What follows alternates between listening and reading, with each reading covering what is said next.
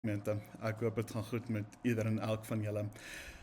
Ek nooi julle uit na ons groeiweek wat Sondag aand begin oor Openbaring. Ons het Sondagoggend het ons blyens vir geloof aflegging en dan Sondag aand, Maandag aand en Dinsdag aand om 6uur het ons kyk na Openbaring. Nou ek as Leon moet bieg vanmôre dat ek egter nog nooit Openbaring van begin na einde so in diep deurgelees het soos die afgelope paar dae nie en 'n paar keer vir myself gesê het, hoekom, hoekom?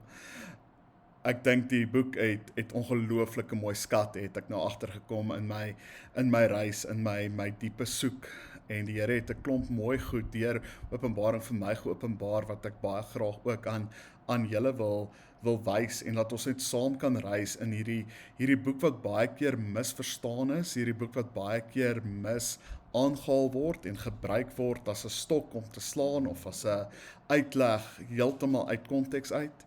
So ek nooi jou, kom saam met ons, kom reis saam met ons hierdie 3 aande wat ons 'n bietjie gaan kyk, wat gaan aan in Openbaring, wat is geskryf in Openbaring, dat hierdie boek nie 'n boek sal wees wat ons bang maak of deurmekaar maak nie, maar dat ons 'n paar, ek wil sê riglyne kry om net 'n bietjie dieper te delf in hierdie boek, want God sou nie die boek in die Bybel gesit het as daar nie absolute waarde is nie, en ek glo dat deur hierdie boek maak God 'n klein bietjie die gordyn tussen hemel en aarde oop en ons as sy gemeente, as sy kerk kan opkyk na wat gebeur daarbo, wat het daarbo gebeur en wat is tans besig om daarbo te gebeur.